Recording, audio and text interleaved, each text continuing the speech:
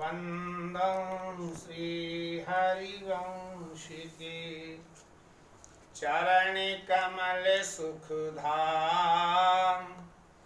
जिनको वंदत नित्य छैल छवि लौ श्याम। हरित अक्षर बीज ऋषि बंसी शक्ति सुवंश, नख सिख सुंदर ध्यान धरो।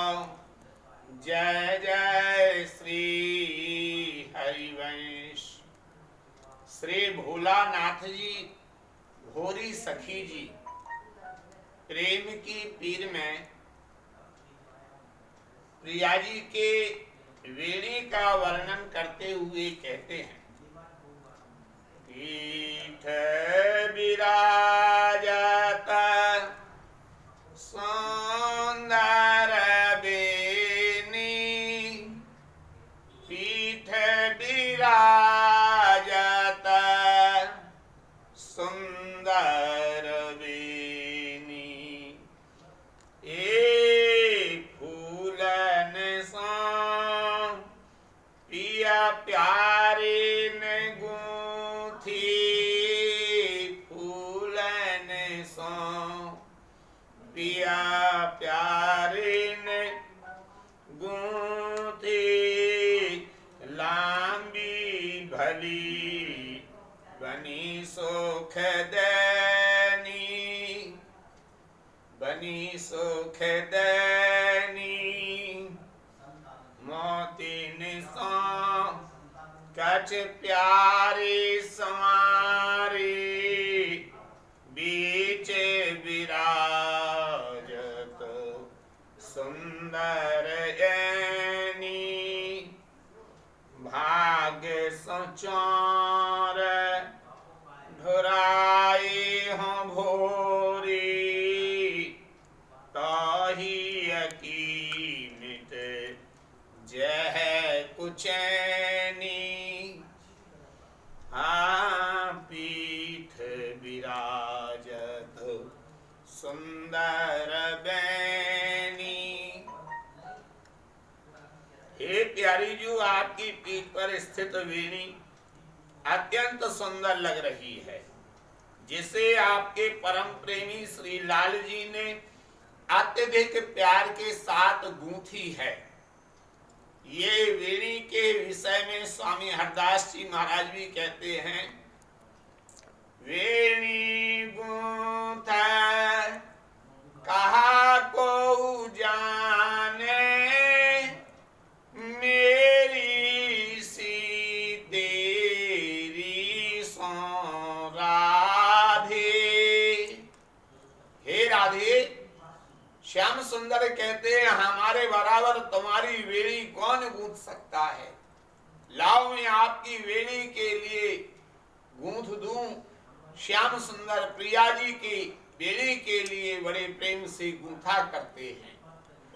ये वेणी की जब चर्चा भोलानाथ जी ने शुभारंभ की है, मुझे एक प्रसंग याद आ गया। वेणी के ऊपर ही ये श्री हित हरिवंश चंद्र महाप्रभु जी सेवा कुंज के रंग महल में प्रिया जी की वेणी का श्रृंगार करते हैं।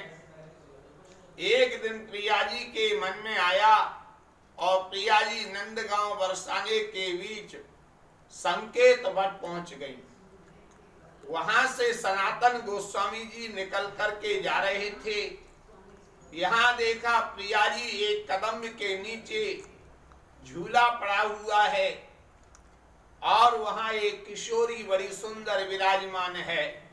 सखियां वहां झूला झूला रही हैं। श्री सनातन गोस्वामी जी के मन में वेणी को देख के विचार आ गया, ये वेणी तो ऐसे लग रही है जैसे काली नागिन लहरा रही हो। बस ये विचार करते ही नीचे गिर गई वेणी और प्रिया जी और सहचरियां और झूला अंतर ध्यान हो गए। सनातन गोस्वामी जी ने जो वेणी जी के लिए देखा तो बोले, यह तो मुझसे कुछ गड़बड़ी हो गई है। वो वेणी का बड़ी बार बार दर्शन करते हैं। तब इनके लिए स्वप्नादेश हुआ कि ये वेणी ये श्री हित हरिवंश महाप्रभु जी की लाडली सेवा कुंज विलासनी श्री राधा रानी की है। और प्रिया जी यहाँ पर आई थी, तुम्हारे मन में ऐसा भाव आ गया तो वो अंतर ध्यान हो गई और वेणी नीचे गिर गई। आज वो वेणी को लेके सनातन गोस्वामी जी हित हरिवंश महाप्रभु जी के पास वृंदावन वेणी लौटाने के लिए आ रहे हैं। और रास्ते में वेणी का बड़ा सुंदर वर्णन करते जा रहे हैं। यहाँ श्री हित हरिवंश महाप्रभु जी जब सेवा कुंज में सेवा में पहुंचे तो वेणी गायब थी। हरिवंश महाप्रभु जी बोले आए तो प्रिया जी नित्य विहार में कहीं वेणी वन में डाले आई, चलो मैं खोज के लाता हूँ। वेणी खोजते खोजते और ये राधा कुंड पहुंच गए। इधर जो है सनातन गोस्वामी जी वृंदावन आ रहे थे, दोनों महापुरुषों का यहाँ मिलन हुआ।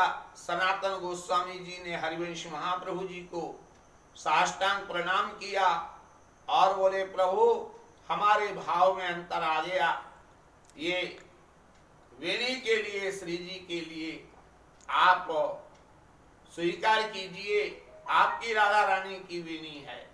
सनातन गोस्वामी जी के लिए प्रिया जी ने स्वप्न में कहा था, अरे जहाँ हरिवंश महाप्रभु जी जिस निकुंज में हमको लाड़ लड़ाया करते हैं, अभी आपने उस निकुंज की पौर भी नहीं देखी है। आज सनातन गोस्वामी जी प्रार्थना करने लगे, महाराज एक काम करें, मेरा निवेदन है राधा कुंड पर विराजमान होकर और यहाँ के संतों के लिए आप नित्य विहार का सत्संग श्रवण कराएं। तब उन्होंने यहाँ बैठ करके नित्य विहार का सत्संग सुनाया। यही एक कारण है हरिवंश महाप्रभु जी कहीं भी वृंदावन छोड़ करके नहीं गए, लेकिन राधा कुंड पर जो विराजमान हुए थे, आज भी राधा कुंड पर हरिवंश महाप्रभु जी की बैठक है। रसिकों के लिए वहां दर्शन करने के लिए अवश्य जाना चाहिए। आज भी वहां पर शिलालेख लगा हुआ है, राधा वल्लभ जी का मंदिर है, एकदम कृष्ण कुंड के किनारे पर बना हुआ है। तो ये वेणी की बड़ी अद्भुत लीला वर्णन की गई है। उसी वेणी के लिए कह रहे हैं भोरी सखी जी, पीठ विराजत सौंदर वेणी, पीठ विराजत सुंदर वेणी। ये आपकी वेणी बड़ी लंबी है, जिसे देखकर परम सुख का अनुभव होता है। आपके प्रीतम ने आपके बालों को मोतियों की मालाओं से सजाया हुआ है एवं आपके सिर पर बीच में स्थित मांग को सिंदूर से भर रखा है। घोरी सखी जी कहती हैं, भागे सो चौरे डोराई हो भोरी, ऐसा मेरा भाग्य कब होगा जब मैं आपके ये सुंदर स्वरूप पर चमर ढुराने की सेवा के लिए करूंगी, मुझे ये चमर ढुराने की सेवा दीजिए। आभरण लो बेनी पर अटके, भरण लो बेनी पर अटकी, यह वर देहो रीझ के प्यारी, यह वर देहो रीझ के प्यारी। हाँ मन मेरो अनत न भटक, मन मेरो अनत न भटक।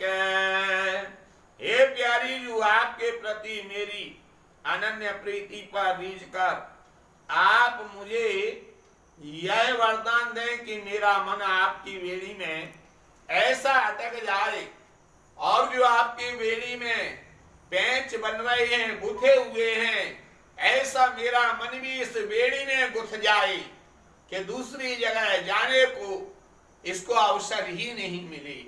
ये वृंदावन की उपासना बड़ी बांकी घाटी है। यहाँ रसिकों का चित्त केवल श्रृंगार में लगा रहता है।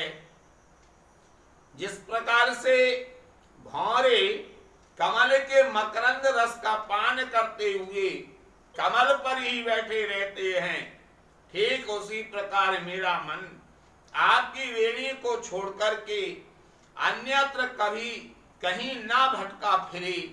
अरे केवल भोरी सखी जी ही क्या कह रहे हैं, यहाँ तो श्याम सुंदर का मन भी भ्रमर बन करके और ये वेणी में अटका रहता है, फंस जाता है।